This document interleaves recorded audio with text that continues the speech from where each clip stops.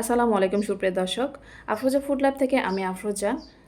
আজকে পর্বে আপনাদের সঙ্গে শেয়ার করব কাঁচামরিচের সংরক্ষণ পদ্ধতি সহকারে মরিচের দুর্দান্ত একটা ভর্তা রেসিপি।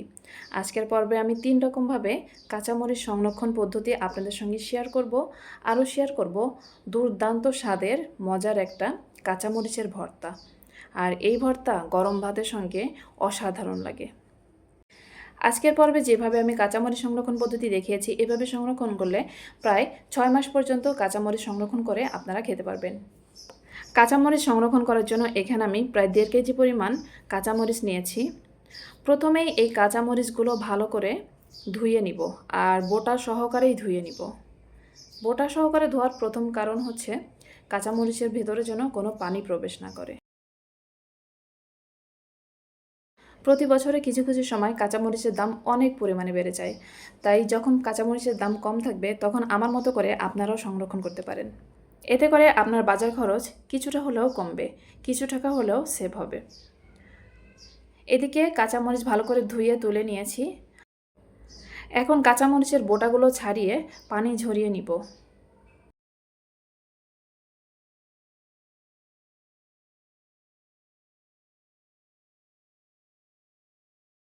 একইভাবে সবগুলো কাঁচামরিচের বোটা ছাড়িয়ে নিব।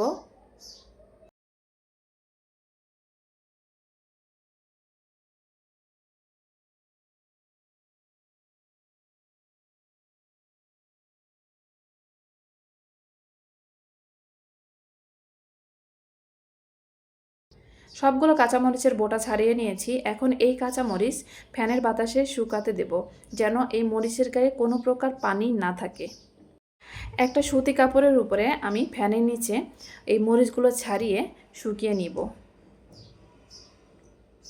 ফিরে এলাম কিছু সময় পর, আর এর মধ্যে মরিচগুলো একদম শুকিয়ে গেছে, এর গায়ে কিন্তু কোনো পানি নেই। এখন এই মরিচগুলো আমি সংরক্ষণ করব। আর এই মরিচ সংরক্ষণ করার জন্য এখানে আমি একটা এয়ারটাইট বক্স নিয়েছি, তার উপরে দিয়ে দিলাম একটা টিস্যু পেপার।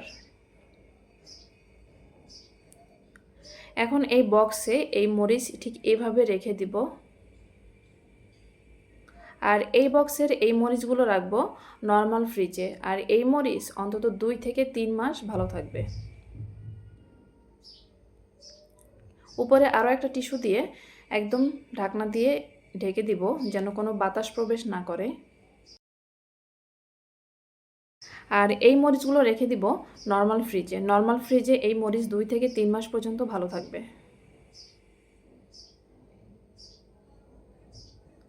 এরপরে এই বক্সে যে মরিচগুলো রাখছি এটা রেখে দিব ডিপ ফ্রিজে ঠিক এভাবে যদি রাখা হয় 6 থেকে 7 মাস পর্যন্ত এই মরিচ খুবই ভালো থাকে। এর মরিচের কোনো কালারও নষ্ট হবে না, আবার পচনও ধরবে না।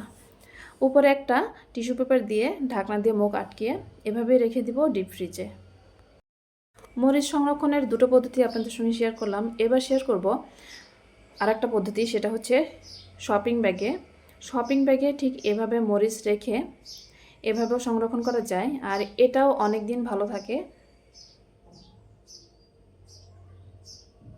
এভাবে শপিং ব্যাগে মরিচ রেখেও 2 থেকে 3 মাস পর্যন্ত নর্মাল ফ্রিজে সংরক্ষণ করা যায়, আর একদম টাটকা এবং ভালো থাকে।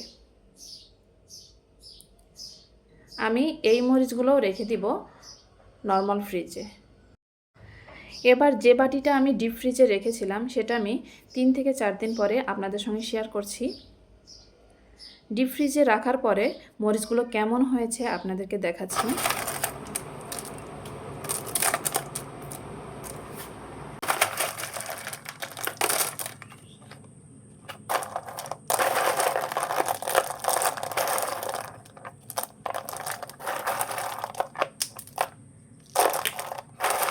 মরিচগুলো বরফ হয়ে জমে গেছে, কিন্তু একটার সঙ্গে আর একটা গায়ে কিন্তু লাগেনি।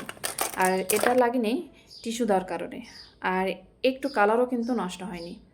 এভাবে আমি রেখে দিব প্রায় 6 মাসের জন্য ডিপ ফ্রিজে।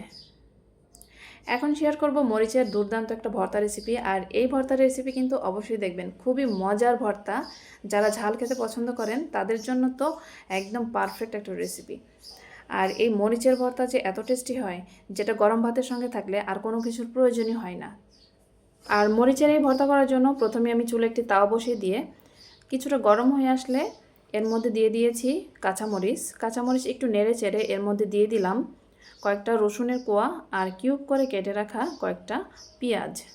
এখন রসুন, পেঁয়াজ এবং মরিচ একসঙ্গে এভাবে টেলে নিব, আর কোনো প্রকার তেল কিন্তু দিব না। এই ভর্তাটা যে এতটা টেস্টি হয় যেটা না বানালে কখনোই বুঝতে পারবেন না। যারা এভাবে ভর্তা বানান তারা তো জানেনই এর টেস্টটা কেমন। এটা শুধু গরম ভাতের সঙ্গেই নয়, যখন আপনি কোনো তরকারিতে ভাত খাবেন, মাছ, মাংস বা সবজি যেটাই বলেন, এ ধরনের খাবারের সঙ্গে যদি পাশে এরকম একটা ভর্তা থাকে তাহলে তো খাবার একদম জমে উঠবে, এতটা টেস্টি হবে যেটা বলার বাইরে।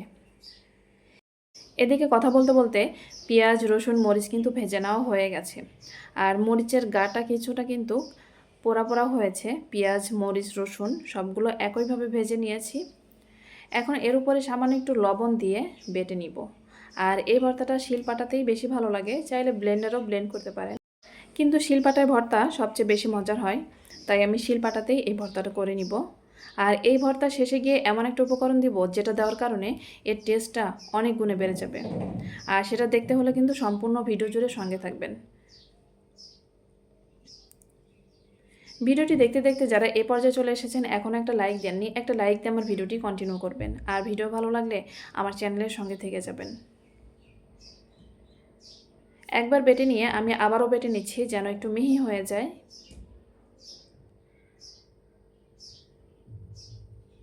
আপনারা যারা বিভিন্ন রকমের ভর্তা খেতে পছন্দ করেন চাইলে আমার চ্যানেলটি কিন্তু সাবস্ক্রাইব করে রাখতে পারেন, কারণ আমার চ্যানেলে প্রতিদিন একটা করে ভর্তা রেসিপি আপলোড হয়। এছাড়াও আমার চ্যানেলে একটা প্লে লিস্ট আছে, সেখানে পেয়ে যাবেন অনেক রকমের ভর্তা, যেখানে অনেক মজার মজার ইউনিক ভর্তা রেসিপি আছে। চাইলে চ্যানেলটি ভিজিট করে দেখতে পারেন। আর যারা আমার চ্যানেলে নতুন, এখনও চ্যানেলটি সাবস্ক্রাইব করেননি, চ্যানেলটি সাবস্ক্রাইব করে পাশে থাকা বেল আইকন প্রেস করে দিবেন, যেন নতুন কোনো ভিডিও আপলোড করলে আপনাদের কাছে নোটিফিকেশন পৌঁছে যায়। আর নোটিফিকেশন ধরে এই মজার মজার ভর্তাগুলো দেখে নিতে পারেন। এদিকে মরিচগুলো একদম ভালো করে মিহি করে বেটে নিয়েছি। এখন এই ভর্তা করতে লাগবে কয়েকটা ধনিয়া পাতা কুচি। তার জন্য এখানে আমি ধনিয়া পাতা কুচি করে নিচ্ছি, আর নিয়ে নিব কাঁচা পেঁয়াজ কুচি। এটা না দিলে এই ভর্তার টেস্টটা কিন্তু একদমই ভালো আসবে না। এই ধনিয়া পাতা এবং কাঁচা পেঁয়াজ কুচি অবশ্যই দেওয়ার চেষ্টা করবেন। আরও একটা উপকরণ দিব, যেটা না দিলে এর টেস্টটা একদমই ভালো আসবে না, আর সেটা হচ্ছে সরিষার তেল। এই যে সরিষার তেল দিয়ে পেঁয়াজ এবং ধনিয়া পাতার উপরে দিয়ে একটু মাখিয়ে নিয়ে সব উপকরণ এখন একসঙ্গে মাখিয়ে ভর্তা করে নিব।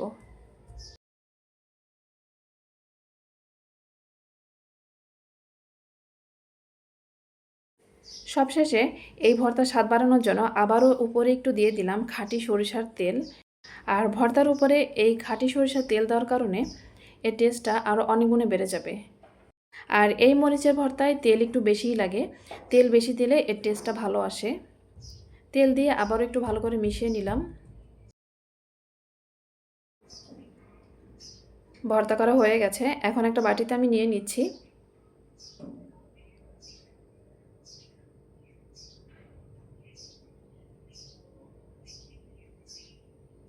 সবশেষে এর উপরে আবারও দিয়ে দিচ্ছি সরিষার তেল এবং ধনিয়া পাতা দিয়ে একটু দেখার সৌন্দর্যে ডেকোরেশন করে নিলাম। এই তো তৈরি হয়ে গেল আমার মজাদার কাঁচা মরিচের ভর্তা। আর এই ভর্তাটা গরম ভাতের সঙ্গে যে কতটা টেস্টি, যেটা না খেলে কখনোই বুঝতে পারবে না। অনেক মজার একটা ভর্তা, বাসায় একবার হলেও ট্রাই করবেন, কেমন হয়েছে কমেন্টে জানাবেন। আর আজকের ভিডিওটি এই পর্যন্তই। সবাই ভালো থাকবেন। আল্লাহ হাফেজ। আসসালামু আলাইকুম ওয়া রাহমাতুল্লাহ।